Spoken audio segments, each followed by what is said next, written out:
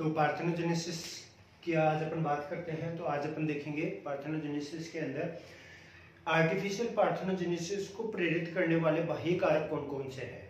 ठीक है, तो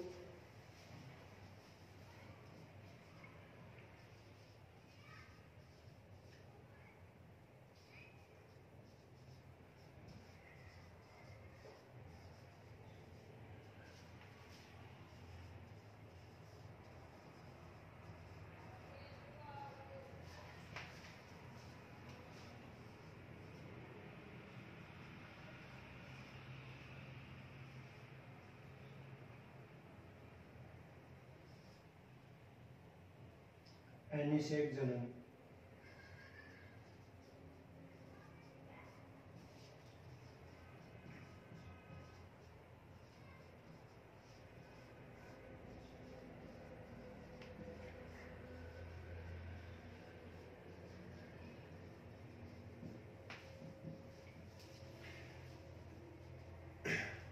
तो स्टिमुलस फॉर पार्थेनोजेनेसिस या एनिसेक जनन को प्रेरित करने वाले कारक अपन किसे कहेंगे। देखिए, एक तो होता है नेचुरल पार्थेनोजेनेसिस जिसमें किसी प्रकार का कोई भी बाह्य फैक्टर की आवश्यकता नहीं होती, ठीक है। लेकिन आर्टिफिशियल पार्थेनोजेनेसिस, अब अपन को स्टिमुलस किसके लिए चाहिए, पार्थेनोजेनेसिस के लिए, और स्टिमुलस के द्वारा अपन क्या कर रहे हैं, उनको प्रेरित कर रहे हैं, ठीक है, इंड्यूस कर रहे हैं।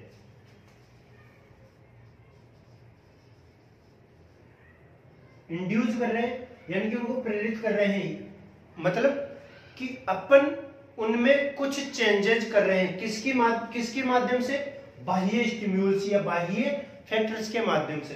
तो उनको इसीलिए क्या कहते हैं, आर्टिफिशियल पार्थेनोजेनेसिस कहते हैं। तो कहने का तात्पर्य ये है कि किन्हीं बाह्य कारकों की मदद से अंडे के अंदर एनिसेक जनन को प्रेरित करने वाले बाह्य कारकों को स्टिमुलस या एजेंट्स कहते हैं, ठीक है। तो ये एजेंट्स कितने हो सकते हैं, यानी कि ये एजेंट क्यों कहेंगे इनको, क्योंकि ये पार्थेनोजेनेसिस को इफेक्ट कर रहे हैं, उनको क्या कर रहे हैं, इंड्यूस कर रहे हैं पार्थेनोजेनेसिस को। इसीलिए इन स्टिमुल्स को प्रेरित करने वाले कारक को अपन क्या कहेंगे, पार्थेनोजेनेसिस, पार्थेनोजेनेसिस एजेंट। अब वापस देखिए, अनिषेचित अंडे को बिना निषेचन के ही विकास के लिए प्रेरित करने वाले बाह्य कारकों को एनिसेक जननिक कारक कहा जाता है। क्या कहा जाता है, एनिसेक जननिक कारक, पार्थेनोजेनेसिस एजेंट कहा जाता है। वापस देखिए इसको, इसकी डेफिनेशन हो सके तो लिख लेना।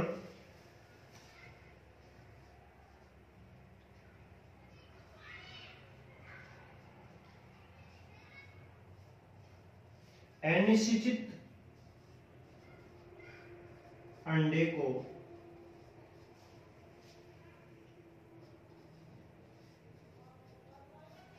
बिना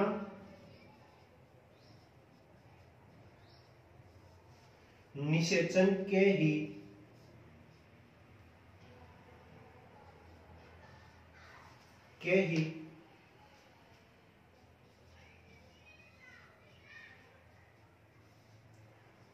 विकास के लिए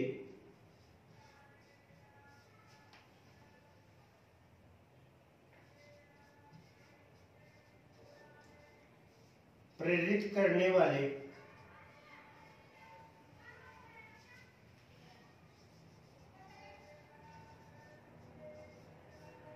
कारकों को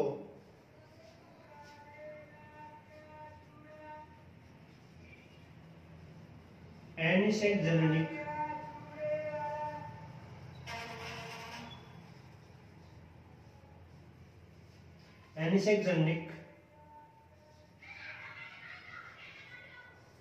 कारक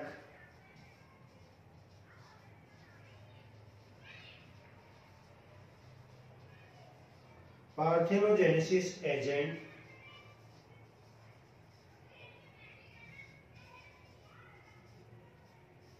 कहा जाता है। ये तो हो गया पार्थेनोजेनेसिस एजेंट किसे कहते हैं, ठीक है। अब पार्थेनोजेनेसिस या अपन कहें कि पार्थेनोजेनेसिस के लिए जो फैक्टर आते हैं उनको क्या कहते हैं, सॉरी उनके लिए परिभाषा क्या होगी। तो अपन इसके लिए परिभाषा होगी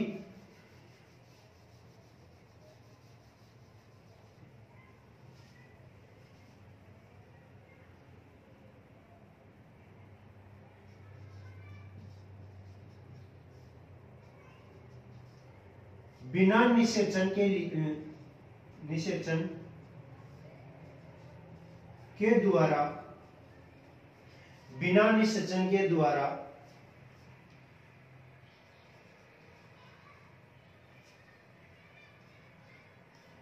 विकास के लिए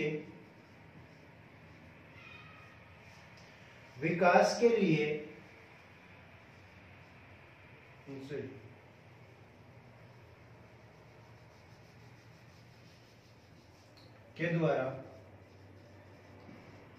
अंडे में विकास के लिए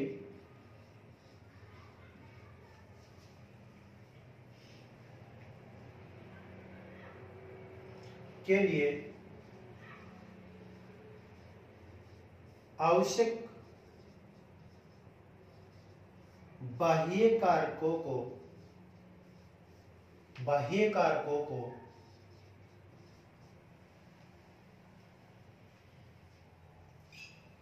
या विकास के लिए आवश्यक बाह्य कारकों को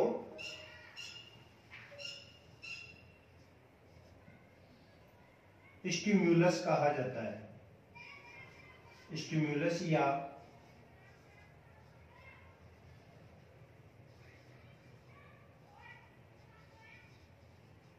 उद्दीपन कारक कहा जाता है।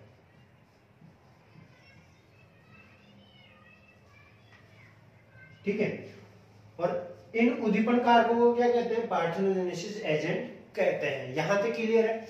अब देखिए, ये पार्थेनोजेनेसिस एजेंट निम्न प्रकार के होते हैं, अलग अलग प्रकार के होते हैं, जिसमें सबसे पहले आता है फिजिकल या अपन कहे फिजिकल स्टिमुलस। फिजिकल स्टिमुलस यानी कि भौतिक उद्दीपन, उनको किसी उनके टेम्परेचर में चेंजेस करके या किसी बाह्य ऐसा कारक या ऐसी अपन कहे कि कोई निडल, माइक्रो निडल के द्वारा एग के अंदर छोटे छोटे पोर के द्वारा उनमें एक्टिवेशन स्टार्ट कर दिया जाए, या उनका टेम्परेचर बढ़ाकर, या उनको किसी केमिकल में रखकर, या उनको सेक कर, या उनके टेम्परेचर को नीचे गिराकर चेंजेस करना, उनमें चेंजेस करना ही क्या कहलाएंगे, भौतिक परिवर्तन कहलाएंगे, जिनको क्या कहते हैं, जिनमें से जो इनमें फिजिकल स्टिमुलस या भौतिक उद्दीपन के अंदर जो इंक्लूड किए गए हैं वो क्या क्या किए हैं, या तो भौतिक फैक्टर के अंदर, या तो कोई ऐसी नीडल जो इनको छिद्रित कर सके, या फिर इनका टेम्परेचर जो इनका सुटेबल टेम्परेचर होता है, यानी कि कहने का मतलब जो होता है इंक्यूबेशन के लिए, इनमें इंक्यूबेशन होता है, सहने की क्रिया पाई जाती है एनिमल्स में, और सहने की क्रिया में उनको फिक्स टेम्परेचर मिलता है। ठीक है, तभी उनमें क्या होता है, एग के अंदर एम्ब्रियो का निर्माण होता है। तो उनके लिए क्या आवश्यक है, टेम्परेचर। तो टेम्परेचर में कमी करना या बढ़ाना, ये एक भौतिक फैक्टर है।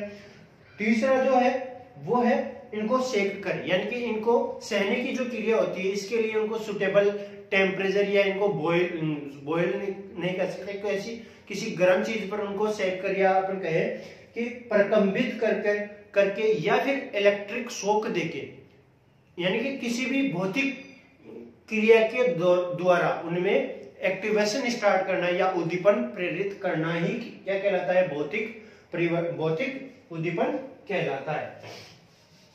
तो सबसे पहले जो आता है भौतिक स्टिमुल्स आता है, या फिजिकल स्टिम्युलस अपन कहे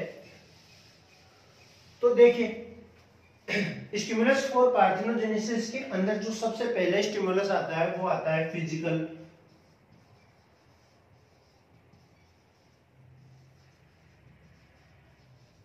स्टिमुलस, जिनको कहा जाता है भौतिक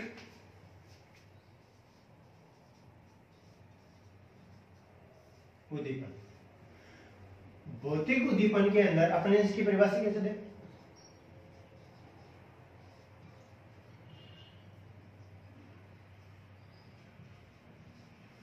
किन्हीं भौतिक क्रिया के द्वारा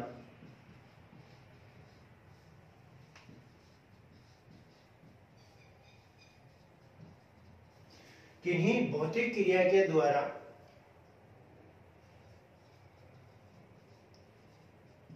अनिषेचित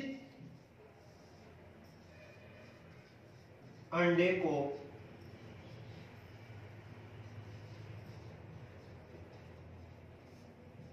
विकास के लिए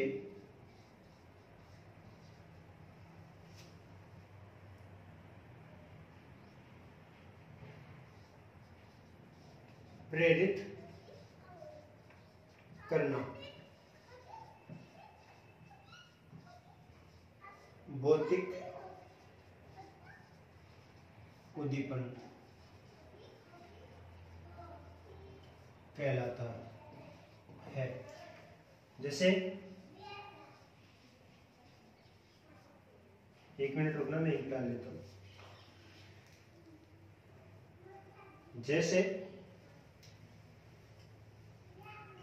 जैसे अपन बात करें कि इनका टेम्परेचर बढ़ाकर किसी नीडल के द्वारा छिद्रित करके या फिर इलेक्ट्रिक शॉक देके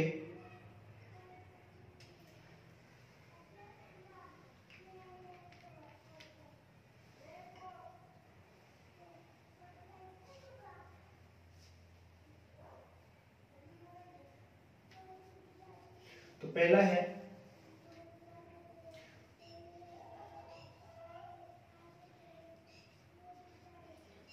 सूक्ष्म सुई द्वारा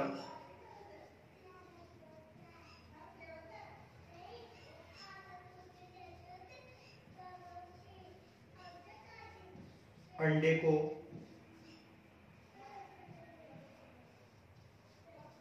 छेद कर प्रेरित करना। ठीक है। दूसरा है अंडे का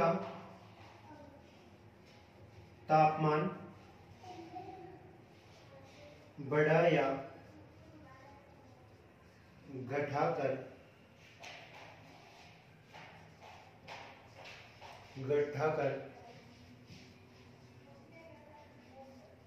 विकास के लिए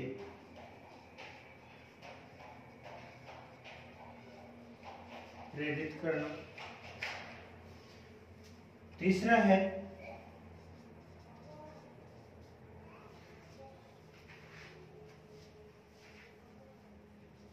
अंडे को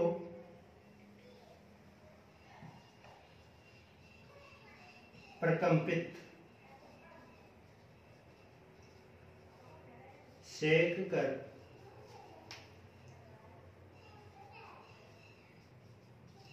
प्रेरित करना। अगला है जिसको कहा जाता है प्रासरण दाब।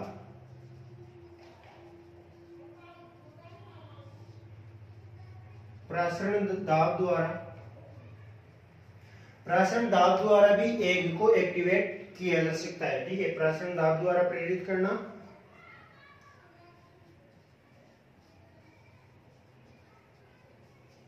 अगला है बिजली के आप कहे विद्युतीय झटके।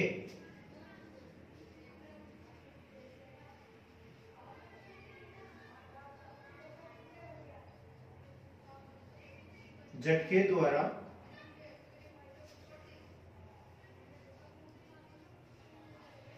अंडे को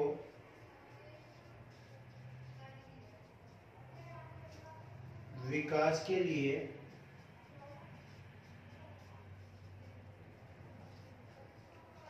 प्रेरित करना।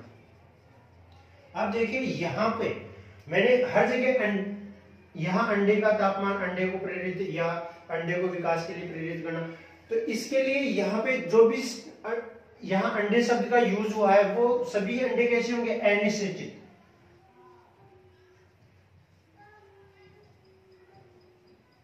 कैसे होंगे,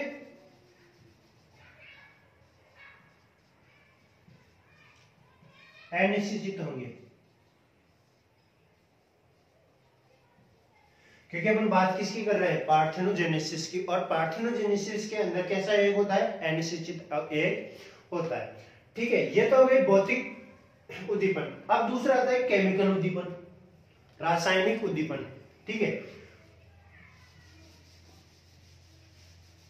तो नोटबुक में इनको लिख लेना। अगला है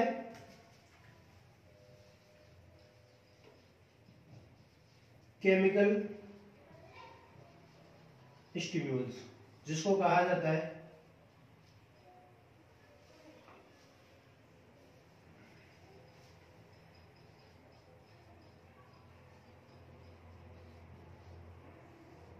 रासायनिक उद्दीपन। फर्स्ट है, और ये अपन बात करें सेकेंड की।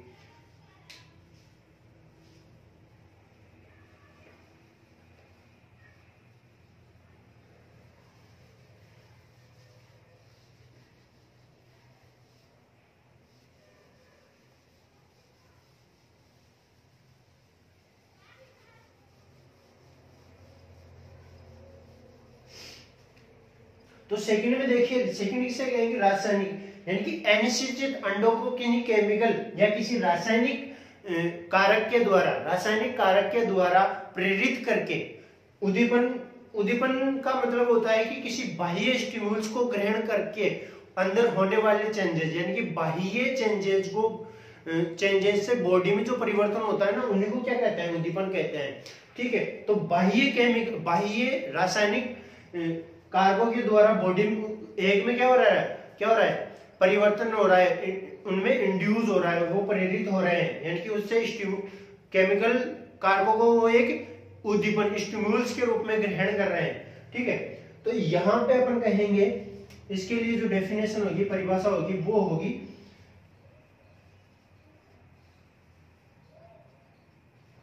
किसी बाह्य रासायनिक कारकों द्वारा, रासायनिक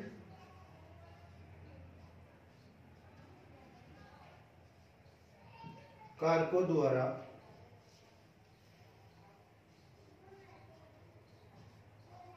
अनिश्चित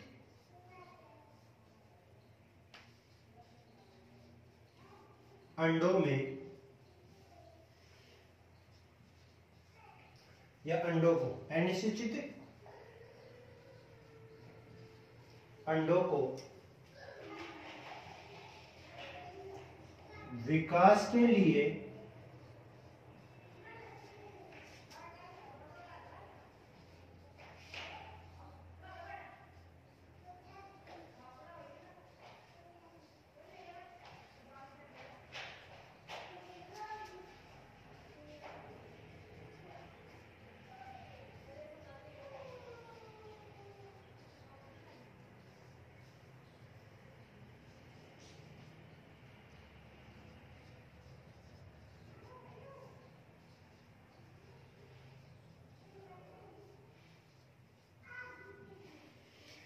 ठीक है। अब देखिए यहां पे अपन बात कर रहे हैं केमिकल उद्दीपन की, तो केमिकल उद्दीपन के लिए सबसे पहले कौन से आए थे, हर्टविग। हर्टविग जो साइंटिस्ट थे, उन्होंने क्या किया था,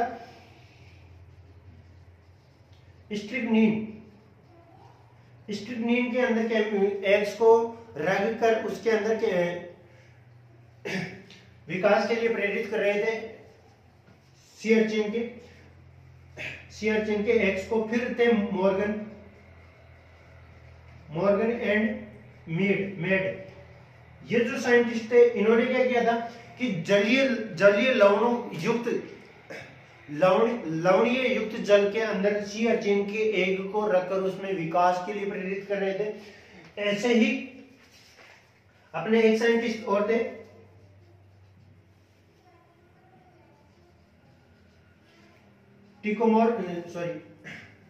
टिकोमिरोफ। इन्होंने क्या किया था, अनिश्चित अंडे को रगड़ के, तो रगड़कर उनमें स्टिम्युल्स उनको प्रेरित कर रहा था, तो वो था फिजिकल स्टिम्युल्स। तो इसके लिए अपना जो एग्जांपल है वो किसका आएगा, क्या बोलते हैं इसको नाम, टिकोमिरोफ साइंटिस्ट थे। और एक साइंटिस्ट और थे अपने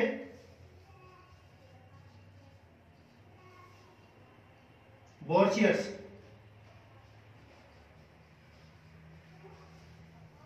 इन्होंने भी क्या किया था, इनके फिजिकल स्टिम्युल्स के रूप में उनका टेम्परेचर क्या कर रहे थे, उनको सनलाइट के अंदर रख रहे थे, ठीक है। और ऐसे ही दो साइंटिस्ट और थे अपने, वो थे,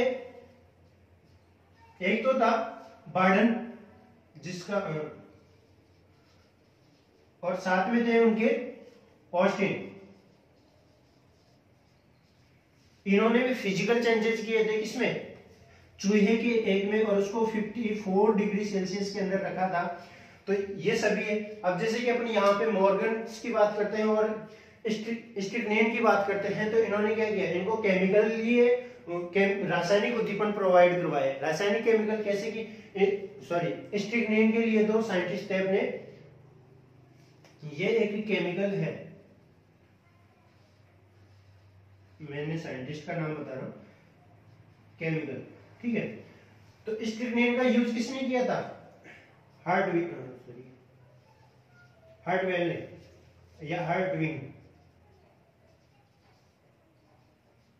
हार्टविंग ने किसका उपयोग किया था, स्ट्रिक्निन का। और स्ट्रिक्निन के अंदर सी अर्चिन के एग को रखकर उसमें विकास के लिए प्रेरित किया। मॉर्गन एंड मेड ने क्या किया, मैराइन वाटर के अंदर जिसमें साल्ट्स की मात्रा अधिक थी, साल्ट्स की मात्रा क्या थी, अधिक थी, ऐसे वाटर के अंदर एग्स को रखकर उनके अंदर क्या कर रहे थे, उद्दीपन उत्पन्न कर रहे थे, जिससे वो विकास के लिए प्रेरित हो रहे थे। तो ये सभी क्या थे, केमिकल उद्दीपन, रासायनिक या केमिकल स्टिमुलस या रासायनिक उद्दीपन थे। अब ये रासायनिक उद्दीपन के यहाँ पे एग्जांपल लेते हैं तो बहुत सारे आते हैं, जैसे कि उदासीन लवण, जिसमें उदासीन लवण के साथ साथ कार्बनिक अम्ल, वसा, विलायक पदार्थ, ऐसे अलग अलग केमिकल्स आते हैं जिनके द्वारा रासायनिक उद्दीपन प्रेरित करता है डेवलपमेंट को, ठीक है। तो यहाँ पे अपन एग्जांपल की बात करते हैं तो कौन कौन से केमिकल इंक्लूड किए गए हैं,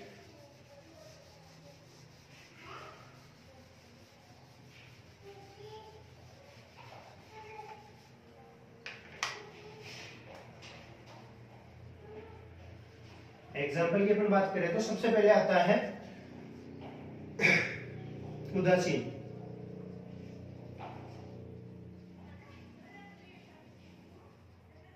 उद्दीपन, उदासीन उद्दीपन में अपन पोटेशियम कार्बोनेट,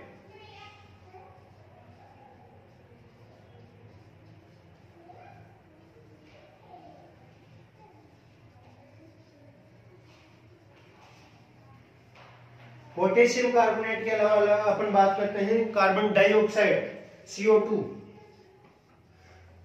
इनके अलावा दुर्बल अम्ल, दुर्बल क्षार, दुर्बल अम्ल, दुर्बल क्षार, सोडियम, कैल्शियम, मैग्नीशियम आदि कैसे हैं, दुर्बल अम्ल,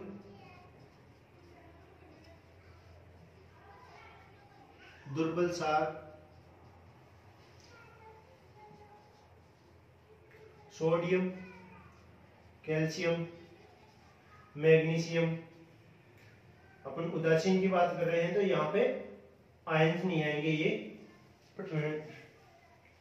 अणु के रूप में आएंगे, और साथ में है मैग्नीशियम और क्लोराइड। ये सभी उदासीन उद्दीपन के रूप में इंक्लूड किए गए हैं रासायनिक उद्दीपन के अंदर। फिर आता है अपना कार्बनिक अम्ल, दूसरा है, ये तो पहला है, ये सेकंड की अपन बात कर रहे हैं वो है कार्बनिक अम्ल, कार्बनिक अम्ल सॉरी कार्बनिक अम्ल की अपन बात करते हैं तो सबसे पहले आता है ब्यूटार्टिक अम्ल।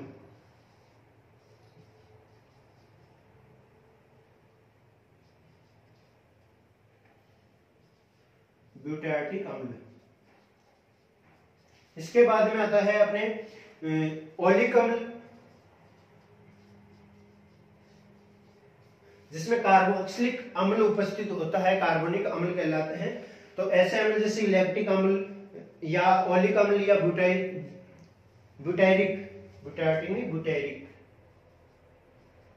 अम्ल, ये सभी कैसे होते हैं? कार्बनिक अम्ल। तीसरा जो आता है वो है आपके वसा विलायक पदार्थ।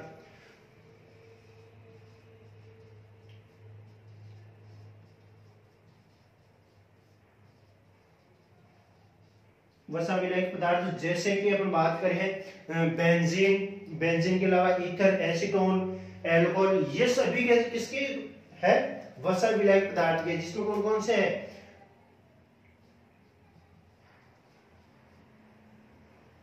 एल्कोहल,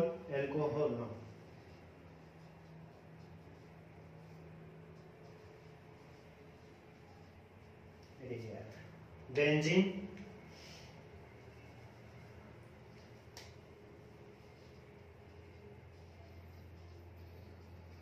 बेंजीन के साथ साथ एसीटोन, ईथर, ये सभी किसमें आते हैं? वसा विलायक पदार्थ। ऐसे पदार्थ जिसमें वसा वीर्य होती है, वसा विलायक पदार्थ कहलाते हैं। तो इन सभी के अंदर वसा आसानी से घुल जाती है, तो वसा विलायक पदार्थ है। और इनके अलावा अदर केमिकल और आते हैं जिन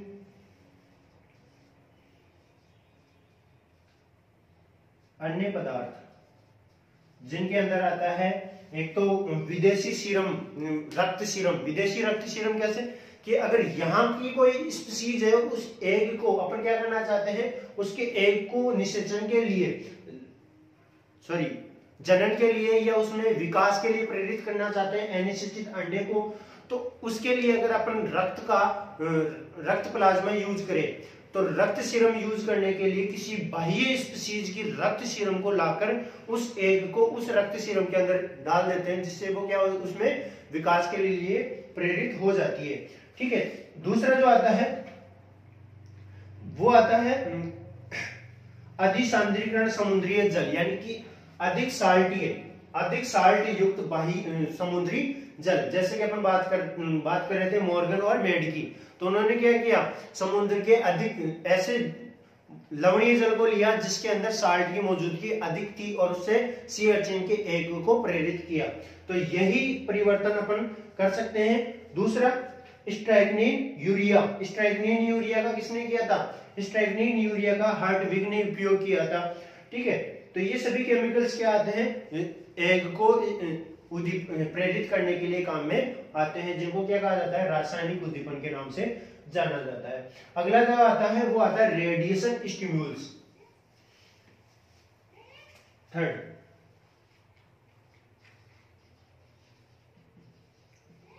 रेडिएशन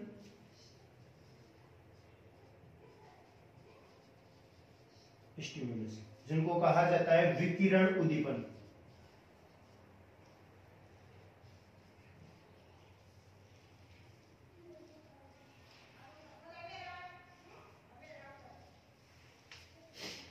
विकिरण उद्दीपन की परिभाषा क्या हो जाएगी?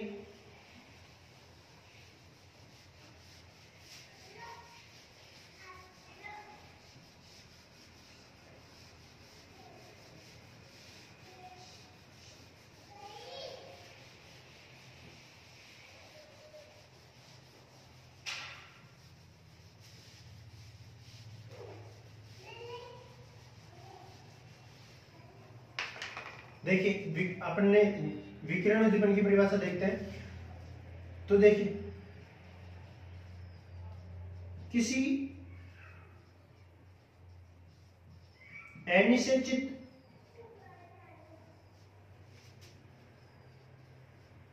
अंडे को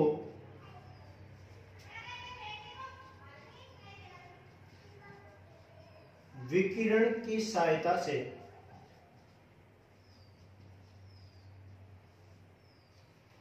से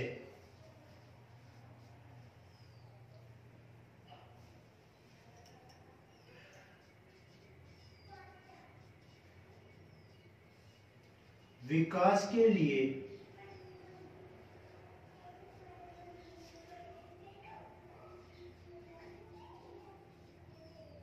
प्रेरित करना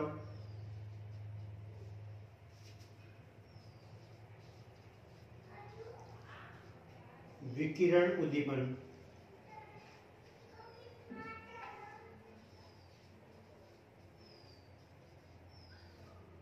कहलाता है। एग्जाम्पल,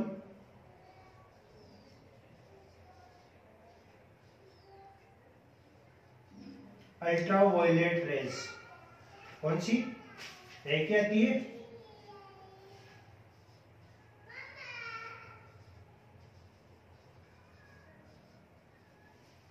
ठीक है, अल्ट्रावायलेट रेज या फिर रेडियम से निकलने वाली raise,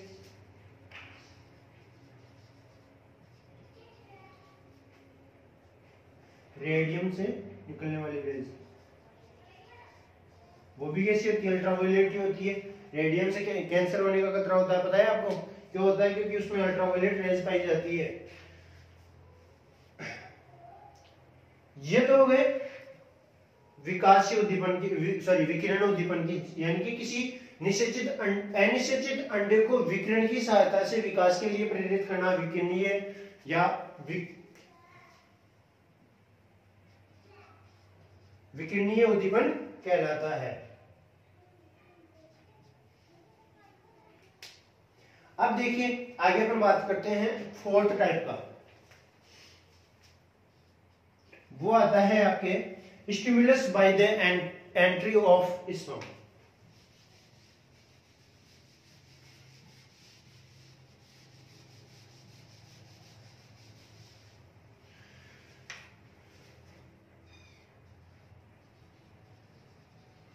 stimulus by the entry of sperm।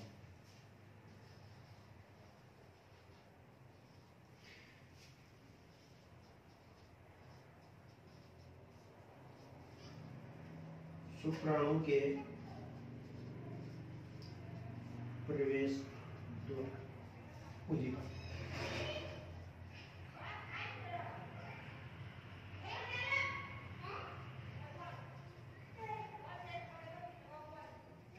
अब देखिए यहां पे क्या एंटर कर रहा है स्पर्म, यानी कि उसका एक्टिवेशन हो रहा है, लेकिन उसमें बिना जेनेटिक कॉन्ट्रीब्यूशन। अपन परिभाषा के अंदर चल रहे हैं कि मेल गेमेट्स की प्रेजेंस में, नर युग्मक की उपस्थिति में मादा युग्मक से भ्रूण का निर्माण होना अनिषेक जनन कहलाता है। लेकिन उसमें नर युग्मक या नर युग्मक के अंदर पाए जाने वाली आनुवांशिक संयोगता का अभाव होता है। ठीक है, ये हो गया यहाँ पे। अब देखिए इसमें इसकी परिभाषा क्या हो जाएगी?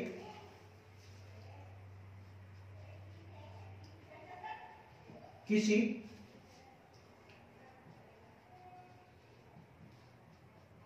अनिषेचित अंडे में शुक्राणु को प्रवेश, शुक्राणु के प्रवेश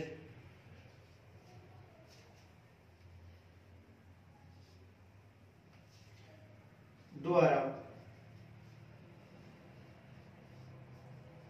अंडे को सक्रिय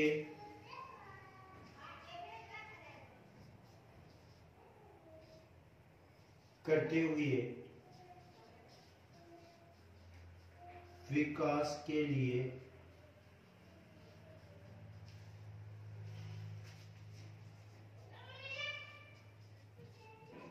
प्रेरित करना।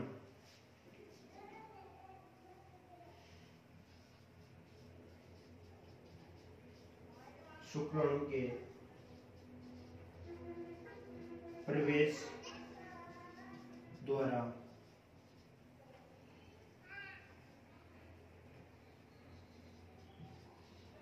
उद्दीपन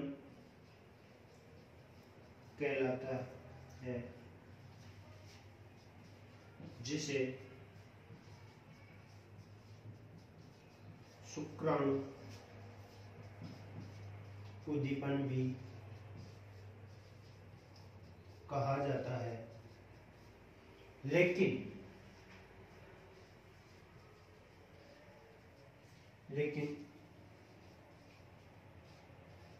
इस प्रक्रिया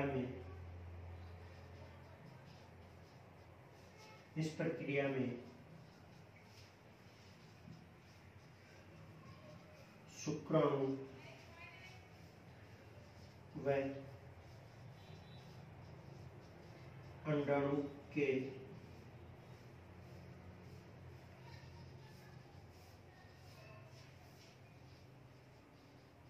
केंद्र आपस में संलयन नहीं करते।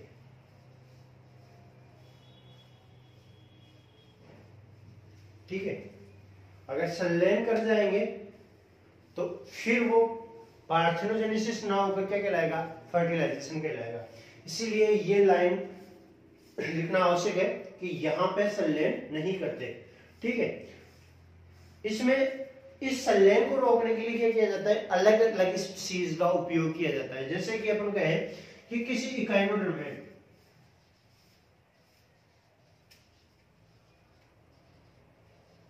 इकाइनोडर्मेट्स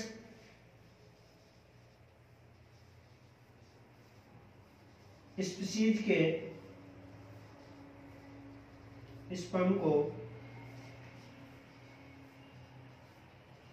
एनालिड्स के अंडे के लिए